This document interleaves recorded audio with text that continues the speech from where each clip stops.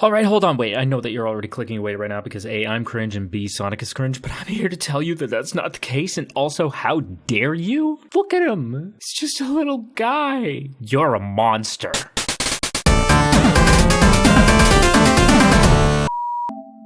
Sonic Frontiers, the latest released installment in the Sonic franchise. Can I help you? Aren't you forgetting something? What the? Oh, as we all know, Sonic had a rough transition into 3D. There, you fucking happy now? No, I'm a Sonic fan, of course I'm not. Yeah, that figures. Anyway, this title marks the Sonic franchise stepping in a bold new direction, kind of. You know, I mean, it's just, like, Adventure and Unleashed did, like, kind of the same thing. There's just, like, more to do. Like, there's more in the open zone part. Like, I mean, it's cool. It's new. It's just, like, it's not that new. I mean, we have had, like, the spaces in between before. Like, it has happened. We got Eggman doing his thing. Goes wrong, but I mean, that's just kind of par for the course when you got an entitled white guy handling a bunch of tech he doesn't understand, right? But anyway, Sonic and the gang come to cancel Dr. Eggman and instead get vored by Cyber Guy. Sonic escapes the city, but in the process gets a glitchy STI and gets guidance from a voice in his head. That's healthy, right? Wait, no. Sorry, it's just an incarnation of death itself. An entity that has traveled the cosmos, destroying worlds. No big deal, we kill gods for fun in this house. So anyway, like, what's the issue then? What are we patching? Well, as fun as the maps are, they could use a little bit of variety as far as, like, what we see and do. Like, I mean, the first island is just, like, it's grasslands, and we see some ruins. Second island is, I mean, it's just desert. There's an oasis, that's cool. And then some ruins. And the third island is just, I mean, it's all just kind of more of the same. You just go to an island that is a specific biome. It has, like, maybe one bit that's a little bit different, and then there's some ruins. Well, that is fine. Like, the obstacle courses are nice and fun, and the ruins look cool enough. But, I mean, other than that, and some passing comments from Sonic and some very, very select locations, there's really not much. It is pretty empty, but considering the backstory of everything, that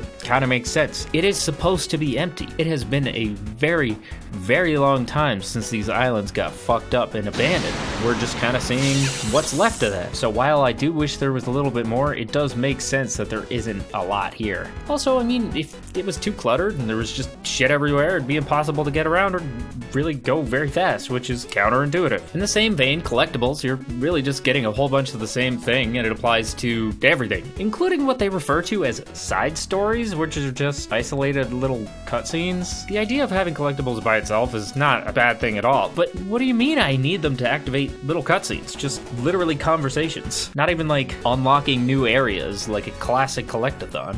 It feels weird that these little side things you wouldn't be able to just kind of do, or that they wouldn't unlock after some story beats or something like that. Considering how little they actually provide, it's strange that you would have to unlock them in this way. Also, it would have been really cool to have the challenges or obstacle courses actually built more naturally into the environment. It's not really a problem. I mean, there's been weird floating stuff in Sonic's world since the beginning of time, but it just really would have been interesting if, like, a lot of those places that you go and the things that you find were actually inside of some ruins or, like, cave systems or through weirdly shaped jungles. You know what I'm saying? Just being able to interact more with the environment, the actual world itself having a more concrete connection to the things that you're doing. Similarly, I think it would be really cool if we were able to interact more with characters and in more substantial ways than just activating a single cutscene. Like, imagine getting silly little Yakuza-style sub-stories from NPCs. That'd be neat. Like, you go to this guy and he's like, oh no, there's some badnik and he's ruining my crops and you have to go and fight the badnik or something. Or he's like, I lost this thing in some ravine, and you go down there and there's like a whole, like, mini obstacle course and you go and find the thing and bring it back and it gives you, I don't know, rings. Cyberspace levels are fun. A nice little challenge, but I do wish they were more directly tied to the narrative. They're, once again, a means of collecting objects to progress the story to actually collect a different thing. Wow. But otherwise, they're just isolated little stages you play. It's fine, but I'm a bitch who likes a little pomp with a side of circumstance, and these ain't giving me much of neither. Mechanically, the game is alright, though I wish you didn't have to rely solely on the boost to go fast. I mean, that or the new spin dash. I do think that boost has a place. I just think it should work as, well, a boost. Something to help get you going, but once you're moving, you should be able to just go. You're Sonic, after all. Also, real quick, I really like the combat mechanics. It was just really fun to go and mess up some robots. It was, I don't know, maybe I'm crazy. I just had a really good time fighting robots. It was fun. I would have nitpicked losing speed when you jump, but in a recent update, they've actually enabled you to turn that off, as well as how quickly you come to a complete stop. It really shouldn't have been a thing in the first place. It broke the flow real bad, but I mean, it's fixed, so. And actually, not just that. In the recent updates, they've been adding more challenges, obstacle courses, collectibles, and more. Normally, I would have pissed all over them not releasing a finished game and expecting you to grab it in bits and pieces later, but I mean, they're actively making it more playable, and it's free, so barely even an issue. Getting back on track, this seems like it was a really honest effort on Sega/Sonic Team's part to establish the world once and for all. I mean, in a lot of ways, the way they reference things really feels forced, like they're reaching for it, but I appreciate the effort. Could it have been done better? Like, could some of the cyberspace stages or some of the environments actually harken back to other games somehow, or we have some of the other characters in the cyberspace stages, and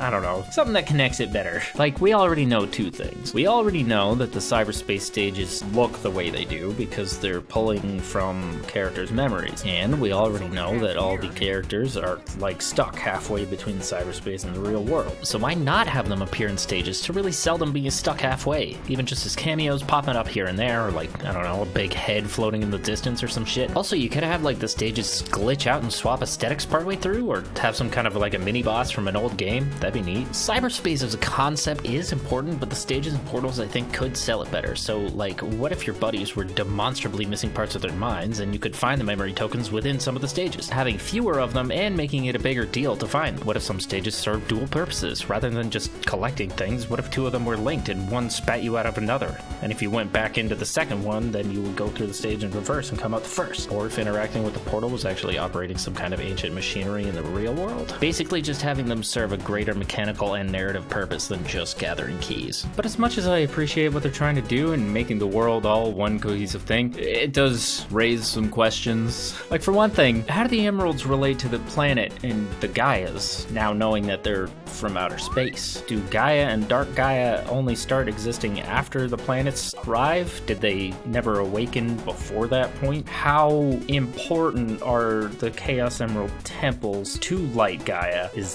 that always been a thing? Do the temples operate separately? Or did the world just end up getting exploded a few times before the emerald landed and gave Light Gaia a chance? Is Chaos, like, actually still a god? Did the aliens slowly become Chaos-like from how they use the emeralds? Like, the influence of them slowly morph them into something resembling the god that presides over chaos, power? I don't know. Is that a thing?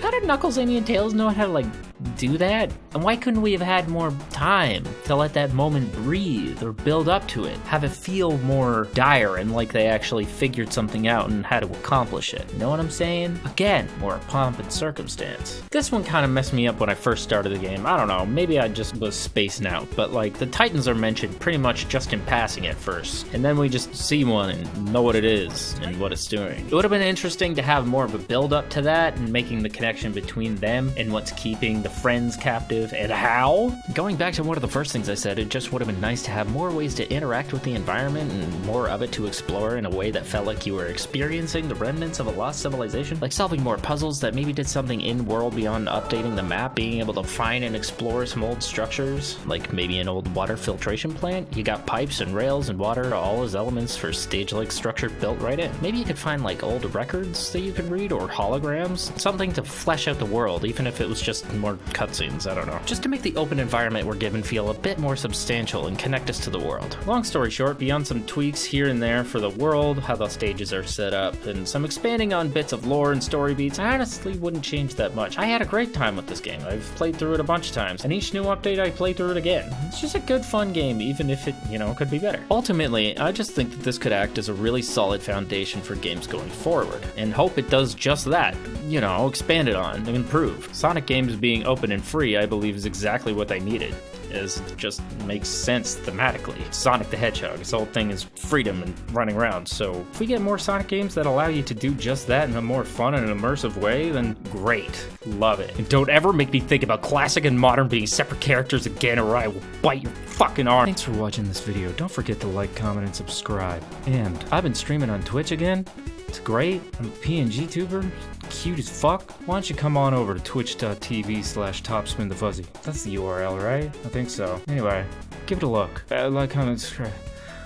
Check out other videos. Oh god.